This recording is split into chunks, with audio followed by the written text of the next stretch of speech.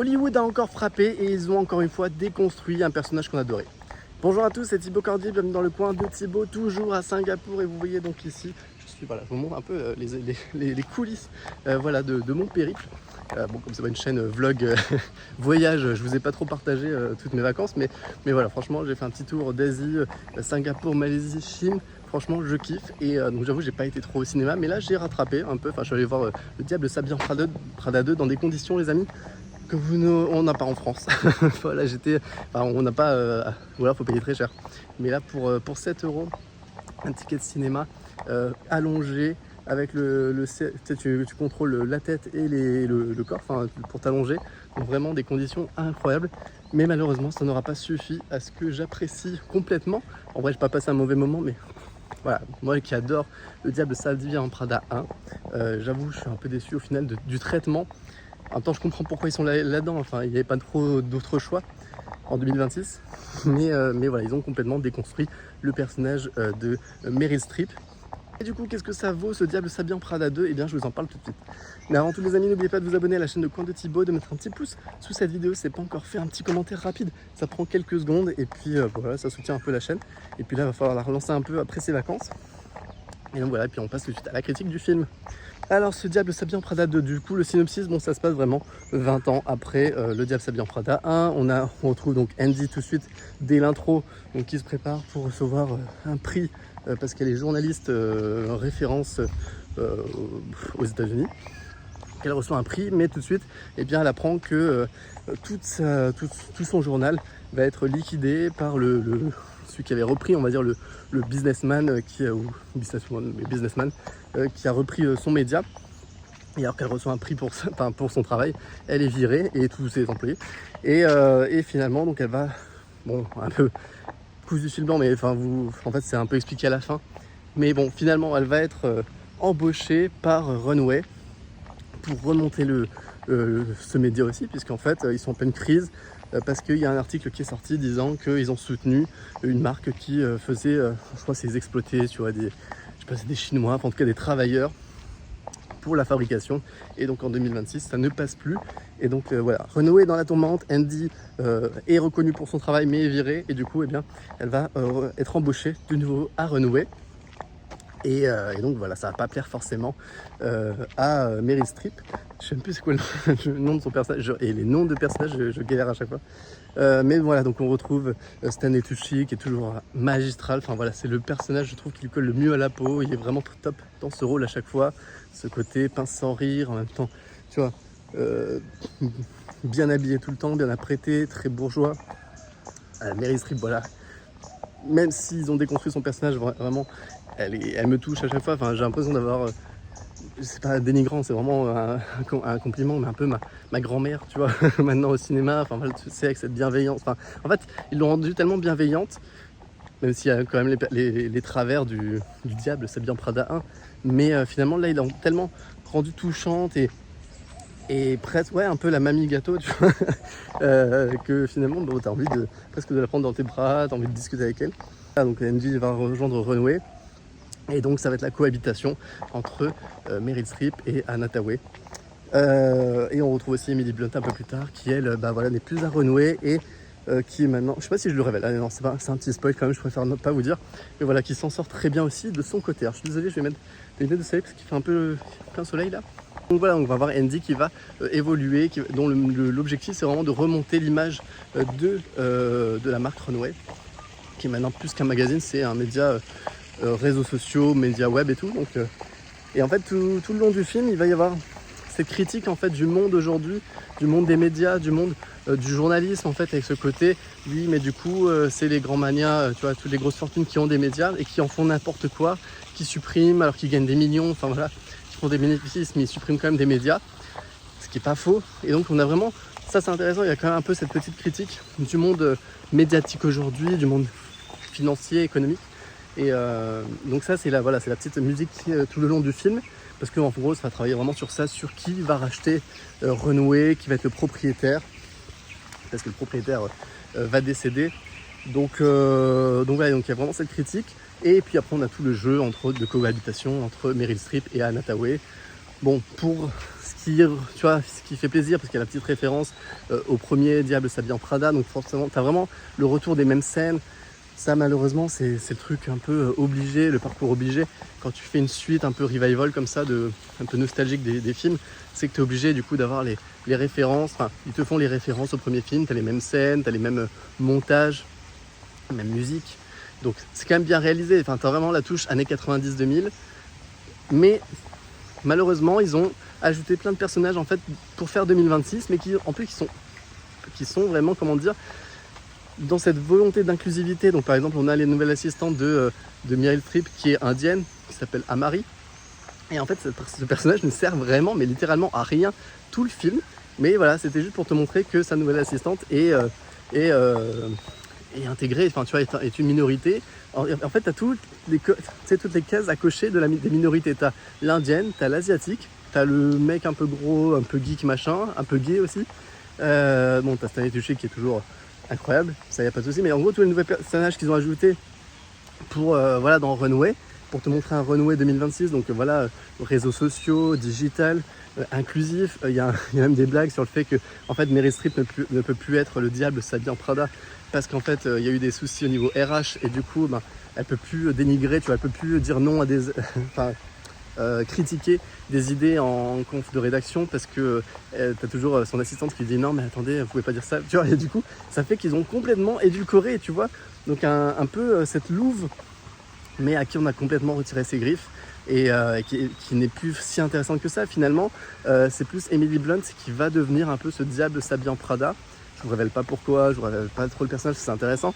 C'est vraiment le seul personnage intéressant, c'est Emily Blunt finalement, qui vole la vedette, qui est toujours incroyable, qui a toujours cette classe anglo-saxonne, enfin britannique.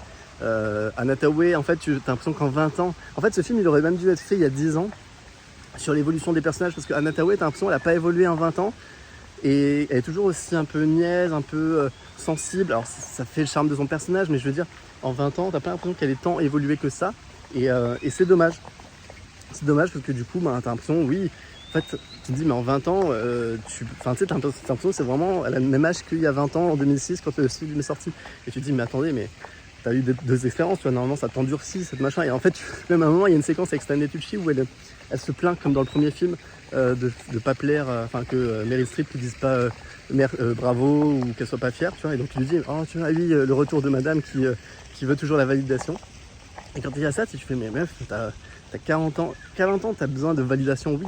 Mais à 40 ans, en plus, t'es passé par, tu vois, t'as déjà eu affaire à elle, tu t'en fous, enfin, tu sais que c'est le personnage, donc qu'est-ce que tu t'en fous, tu vois. Donc il y a vraiment des séquences comme ça, en fait, qui sont un peu lunaires, mais parce qu'en fait, il y a besoin, ils ont envie de remettre ces séquences du premier film, mais du coup, ça n'a pas de sens dans la logique d'évolution d'une personne ou d'un personnage. Tu te dis, bon, en vrai, elle réagirait, vu qu'elle a déjà vécu une fois, t'es pas censé le revivre comme ça de la même façon.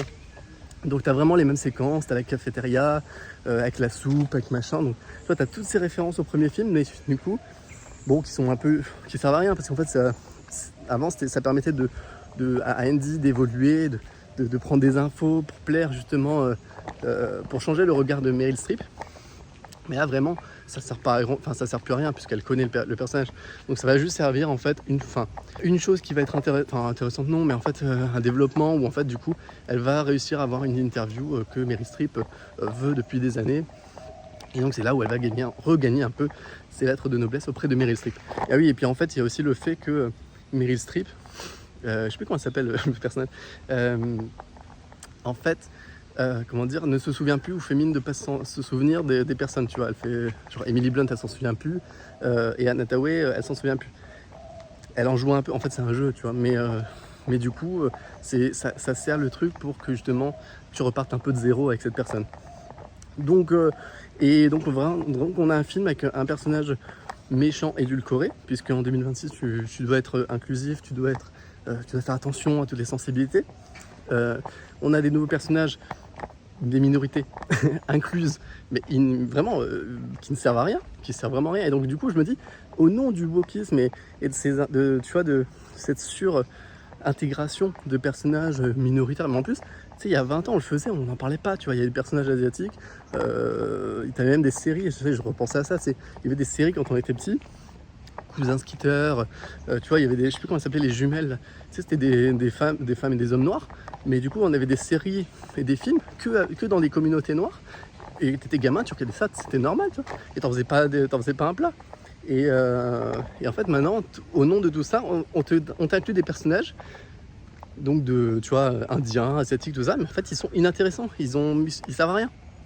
Du coup c'est encore pire, je trouve que c'est encore plus presque un antiracisme raciste, puisque du coup tu mets des personnes mais qui servent à rien. Tu inclus des personnes qui servent à rien. Donc tu vois, ils auraient pu faire une méchante, enfin je sais pas, intégrer une méchante indienne, machin, ou voilà. Donc là finalement, ça n'a pas de goût. Donc vraiment, si vous avez aimé le premier film, vous allez adorer. Enfin, vous allez aimer ce deuxième film aussi, il n'y a pas de souci. Mais parce que c'est bien réalisé, parce que c'est dynamique, tu t'ennuies pas, tu as plaisir à... Voilà, tu as toujours le sourire, ça te fait sourire, il y a des blagues qui passent bien. Mais quand tu réfléchis un peu, tu dis oui, ok, c'est... en fait, ça n'a pas le même fond, mais allez, ça a un peu la forme, mais édulcoré et inclusif et 2026. Après, voilà, ça permet aussi de mettre en lumière, de critiquer un peu justement nos sociétés, notre façon d'être, notre façon de travailler aussi en 2026. Après, il y a aussi un peu, enfin, je pense que ça reflète bien aussi peut-être le monde de la mode aujourd'hui. Voilà, c'est un film de son époque, mais malheureusement, quand tu le compares au premier, tu te dis bon, en tout cas, ils se permettent plus d'avoir les mêmes enfin, tu vois, les personnages intransigeants, méchants. Et bon voilà, donc si vous attendiez à voir Meryl Streep comme dans le premier, bah, je suis désolé, c'est raté. Par contre, voilà, si vous voulez voir que sont devenus les personnages, que voilà, où ça va tout ça, bah, c'est quand même un peu intéressant. Et puis tu passes pas un mauvais moment. Donc si vous avez aimé le 1, je vous encourage à voir le 2. Si vous n'avez pas aimé le 1, n'allez pas voir le 2, c'est sûr. Et puis voilà, donc je mettrai 5 sur 10. Voilà, si vous allez donner une note, je mettrai 5 sur 10 à ce film, parce que j'ai été content de revoir les personnages. Mais voilà, là on est, en plus, par rapport au premier, on est vachement plus dans l'intimité du personnage de Meryl Streep, mais du coup tellement que tu sais, il n'y a plus de mystère, il n'y a plus ce côté robotique, il n'y a plus ce côté vraiment méchante, quoi. Il n'y a plus ce côté Cruella d'enfer. C'est vraiment c'est un nounours en fait, vraiment. Elle est touchante, enfin elle est touchante, tu vas pas être à pleurer non plus, mais t'es tellement avec elle parce qu'on la voit vraiment avec son mari, avec machin, à la maison, tu la vois avec ses amis, enfin vraiment on est tellement montré dans son intimité que du coup bon bah c'est plus du tout c'est presque devenu la bonne pote, quoi. Et bon, la fin, c'est marrant. Alors, en plus, la construction est vraiment calquée sur le premier. Il y a vraiment, tu sais, intro, ensuite les séquences avec Meryl Streep où il faut lui faire plaisir et où ça va pas. Ensuite, il y a une mission que tu peux faire pour elle qui va complètement changer son regard, enfin qui va la satisfaire, et du coup elle va changer son regard sur Andy. Ensuite il y a une histoire de trahison ou de reprise du média, comme dans le premier il y avait qui va être nommé à la tête du média en France, et donc ça devait être Stanley Tucci, et du coup c'est Meryl Streep qui le reprend à la fin du 1 par un tour de passe-passe. Là il y a aussi un peu un retournement, on fait un petit cadeau à Stanley Tucci par rapport au premier film aussi. Alors c'est marrant, c'est mignon, mais tu dis bon, pareil, le gars a attendu 20 ans pour être récompensé, c'est un peu bizarre. Et donc voilà, donc tu as ce retournement de fin, c'est exactement calqué sur le premier film. Donc voilà, vraiment les amis, si vous avez aimé le 1, allez voir le 2, vous avez passé un bon moment, c'est pas désagréable, mais c'est pas du haut niveau. Est-ce qu'il y aura un 3 peut-être, vu comment ça se termine? En tout cas, c'est ouvert à une suite. Donc voilà les amis, dites-moi en commentaire ce que vous en pensez, est-ce que vous avez vu le film déjà?